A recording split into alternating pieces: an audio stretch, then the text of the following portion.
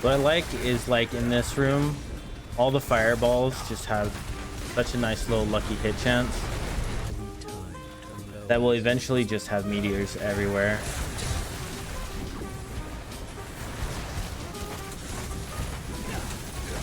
And with our other thing, a lightning spear, we end up just stunning everything, doing more damage to it, generating ourselves a barrier. Unless someone just nukes me.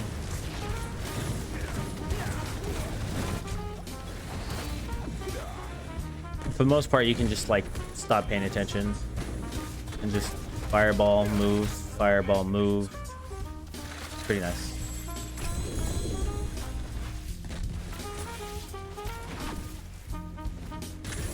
And yeah.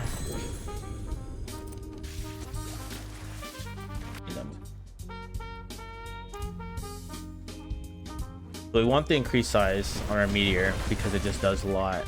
We're using this aspect that makes meteors do basically 30% extra damage, and it also applies burning, which is very helpful because that also increases our damage. And then fireballs we're using because they have lucky hit, so even just sitting here spamming fireballs, we're seeing a lot of meteor procs, right?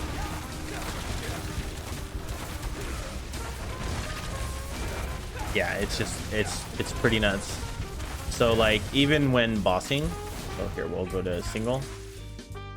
Like, don't get me wrong, the bossing is not great, but it is doable. So we'll put our whatever lightning spear out, that way we have a source of vulnerable, and then you just basically nuke with meteor and keep fireballing. It does quite a bit. For bossing too, we can also change one of our glyphs, because right now we have control on, which we use because of the chill, and chill I don't really think affects the bossing so much, so maybe not that for that.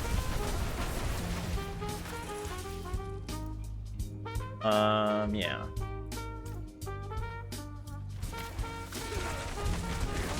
But as far as the procs go, it's pretty consistent. Even without popping the cooldown, you see there's a ton of meteors going off. And I know there's hype around firewall with it, but I don't like it as much as I like frozen orb. Frozen orb is a very nice source of vulnerable, as well as lightning spear. And then we have our double barriers to just keep our survivability up.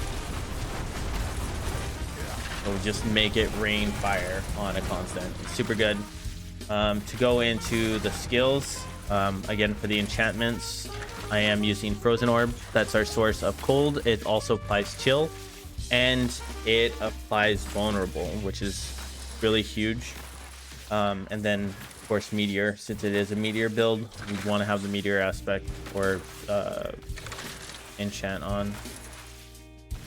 For the first two skills, I just put whatever in there. It doesn't really matter. Firebolt was something I was thinking of using originally, but I didn't end up doing that. Let me get away from that guy so he stops doing his thing. Yeah, for what the hell? Do I have a paragon point? I have a paragon point. Put that in here. Yep, I have one right there. More non-fizz.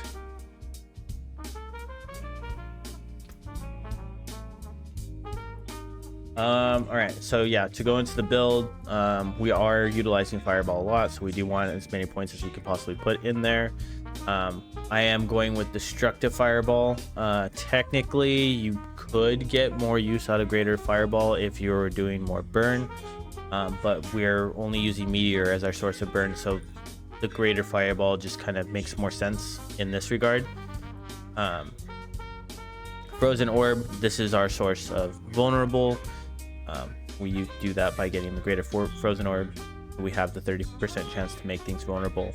Not only that, this has a 30% chance to activate as far as lucky hit, which is really good. You'll pretty much see those all the time. Elemental dominance, we're always going to be above 50 mana pretty much, so this is just a free 9% upgrade. Barrier, I only took flame shield because I just want the barrier to have another barrier. Same thing with ice armor.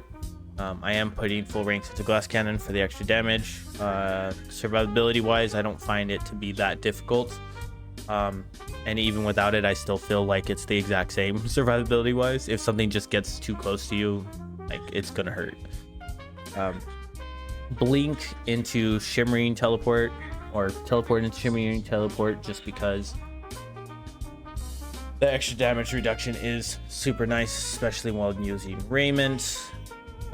Precision magic, because we want as much lucky hit as we can get. Mana shield and protection, because we want as many barriers and defensive as we can get. Lightning spear is your other source of vulnerable. You pretty much want this flying around all the time. Not only that, it's a free way to activate Telrashas for your lightning damage. You have blink too, or teleport, but lightning spear is really gonna be what gets you there. And I do like the stuns. I do have the Paragon set up to give us a little bit bonus to stun, so this is definitely really nice to have as well. Obviously the second star of the show is the meteor. I am using Mage's meteor because I find that the falling faster does prove to be more helpful. Immobilize can be more damage because of devouring blaze, but I just personally find it more valuable to have them fall faster, because the faster they fall, the faster I can move through. I don't have to worry about mobs kind of running out of it as much. I find this to be a little bit more beneficial, and this doesn't help with bossing. I wouldn't even switch to it for bossing. I don't think you really need the extra damage from it. Obviously we get devouring blaze, because devouring blaze is just best in slot. Since we're using frozen orb 2, we can take advantage of permafrost as well as hoarfrost. Permafrost isn't the real one. We really want hoarfrost, which is just 9% extra damage. If they happen to freeze, we do 18% more, which is really good. And then let's use frosty, because I want to use it for that. I'm gonna post the build that will go over the Paragon. I have to update it, but I will post it. We are using a 7 glyph board, and yeah, we start with Elementalist. That one's important because you're always doing 3 sources of damage, which is just a 15% multiplier. Destruction, which is just another 12% multiplier for when you're critting. I do have the Enchantment Master board first, and this is just to get bonuses to the non-physical damage, because non-physical damage does do quite a lot. For some reason, it just feels like non-physical really ups your damage quite a bit, and you get the bonus to your resistances, so you don't have to worry about putting so many points into your defenses. With our Flame Feeder board, yeah, this is Flame Feeder, or not Flame Feeder, Burning Instinct board. I don't know why I call it Flame Feeder.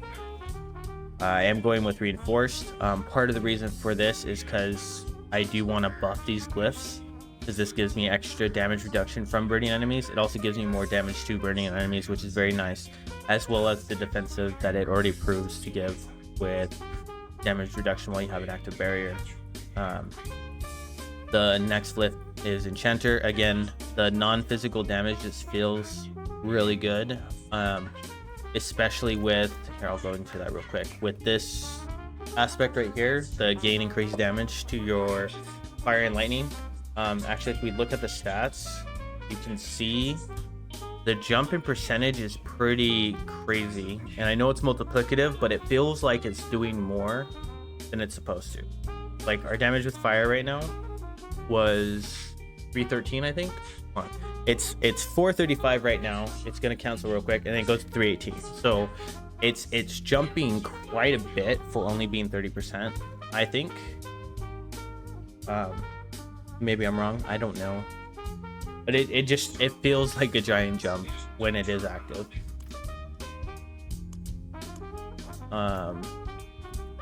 Back to the Paragon, we are, like I said, going with Enchanter. Not only that, the extra 5% maximum resistance is pretty nice. especially being that one of them is fire, and a lot of things have the exploding fire on the ground. The chill, not so much, can be helpful in certain cases, but yes. Adept, because the meteor, here, I'll actually showcase this too. So look how big the meteor spots are right now, and then if we pop this off, oh, that was the wrong thing, hold on.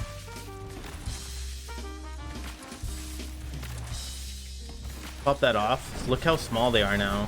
They're like tiny in comparison. I find Adept to be like pretty crazy of a difference. Put it back on. Look at those things, are giant now. And like realistically, it's not that big of a difference. I think it was what, 30%? Oh, we'll look. Sorry, y'all. Console.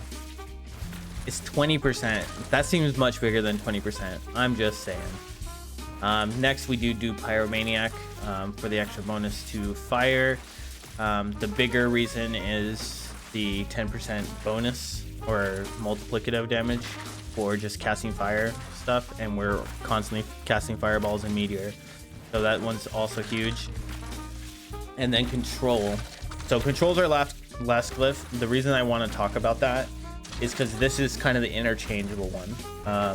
I would potentially swap this out if I had like maybe territorial, if you want more survivability. The only reason you can take advantage of control is because you do have the frost ball, whatever, frozen orb, and frozen orb does apply chill, which gives you 10% increased damage for slowed or chilled. And since we're using Raiment and Lightning Spear, we're also stunning enemies, and when we stun them, we do 20% more damage, which is pretty big, and I like it a lot. But yeah, I would kind of just keep in mind there's like other things you can use. Like territorial would be one I would swap to if I'm having survivability issues. The other one would be Tactician, which is just basically a free 10% damage because you have 3 defensive on your cooldown bar, and you're always gonna have that damage buff. Also, like, usually introduced to most fights with teleport, so you're already casting a defensive skill and you're just getting multiplicative right out the gate. But yeah, and as far as aspects, most of the things I'm using are uniques. Starfall is obviously the key, as well as Gloves of the Illuminator for the Bouncy Fireballs. You just want the highest stats you can possibly get on these. And for Meteor, you want the lowest cooldown you can possibly get, because the more meteors, the better. Let me get away from this guy because he's doing the thing. Raiment of the Infinite is our chest piece. I do really like that for the stun. I have been messing around with Soulbrand instead, and the reason for this is because it has lucky hit when you have a barrier, and with this build you want as much lucky hit as you can get. Also has, you know, extra damage reduction while you have a barrier, which is not bad at all for the survivability, and you get damage reduction from close enemies. If you're really having survivability issues, I think this is a very good swap in as far as uniques. Or you can just use a regular chest with Everliving, which is the damage reduction from vulnerable or chilled, which we do because we have our frozen orb. Really good. On the pants, want ranks of meteor. This is our normal thing. Total armor is good. I want the juggernaut on it, so we just have armor. It makes it very helpful when dealing with these high level mobs. It does kind of suck that we're taking away some of our evade time, but it's okay. It's not the worst thing. We are using S's too, so I do kind of like this with Disobedience, but Juggernaut just gives so much more for a 4-second increase in our cooldown time, which, yeah, it does lose a little value in Esus. Esus super like as well. This could also be swapped with like just regular boots to make it better, and maybe use like movement speed while teleporting, or There's a number of things. This is optional, but I personally like Su's. I like the extra crit. I am running movement speed on my amulet as well, and I would recommend that so you can get as much as you possibly can of extra crit. Amulet also has total armor, which is nice. I would probably swap that for cooldown reduction, and then keep the ranks of mastery and ranks of devouring blaze. And then the meteor aspect is very important on the amulet specifically, because this is where, or not the meteor and fireball, because those are our two sources of damage. This buffs them both, and it buffs them by even more when they're initially healthy, which is really good. That's 120% damage increase on the initial, which is super good. On the ring, resource regen, max mana, lucky hit, critical strike. This is pretty much my top pick for this. You could get max life instead of max mana too, because we don't really have mana issues, especially with the little robot. But yeah, definitely lucky hit and crit chance. Those are huge. And resource gen is just super nice on everything. Talrashas, we did just get a better version of this, but Talrashas is necessary in every build. And then for your two weapons, oh yeah, this aspect too, the meteorites, 30% extra damage, and it applies your source of burn. So I like that. This is also kind of optional. You can kind of throw in whatever. You can throw in the aspect we have on the wand, and then maybe the damage to vulnerable. I do have another wand because I've been kind of like swapping between the two to see which I like better. But I am liking the extra fire damage. So I'm gonna keep that on my wand. For stats on the wand, all stats, intelligence, core skill damage, mastery skill damage. Really the damages don't matter. You just want all stats and intelligence, and figure out whatever you want in between there.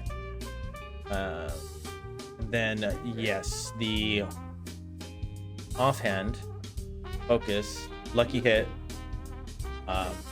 There's another one I have that's lucky hit and lucky hit with the barrier, as well as cooldown reduction and intelligence. This one's probably overall better, but I do like the mana reduction for this too, and the resource gen. So yeah, I'm kind of iffy between those two. But the main thing you're looking for is lucky hit. Actually, this one is pretty much perfect stats because it's everything that you want. Maybe swap the intelligence for the mana reduction or something that just helps with your efficiency. And yeah, that's as far as gear. As far as the pet, we are using Tempest. Tempest is giving us Safeguard, which just gives us sorry, this gives us extra defense, so it's 13% extra DR, which is very nice because we don't have like a whole bunch of sources of DR because we're using so many uniques. Resource supply or support, I am using that just to have infinite mana because it's very nice. And then Evernight, which is our unique. If I wasn't using Evernight, I would be using efficiency support just for more crit, or even like a source of burning support would be good. Yeah, you can pretty much replace that with whatever. With our flash of adrenaline, we are using the fortify support. That just gives us fortify, a little bit more damage reduction, which is nice. Tactical support and duration support, we want flash adrenaline to be up as frequently as possible and as long as possible. So those two are non-negotiable. If you end up getting Genesis, then I would swap fortify support for Genesis, and that'll be good. But yeah, guys, that's the build. I've been having a lot of fun with it. I am going to tweak it a little bit too. I want to see if like going full into fire will be a little bit better instead of using our frozen orb. Maybe switch to the firebolt enchantment and take advantage of some of the fire stuff. But I don't know. I really do like putting our chill on, and it's just fun. It's fun when you're like smacking things and little freaking frozen balls are going out too. It's just, yeah, it's really nice. Raining fire, shooting freaking frozen orbs everywhere. have a lightning thing going around. It's really cool to do all these sources of damage. But yeah, that's the build, guys. I appreciate you guys watching, and we'll see you in the next one.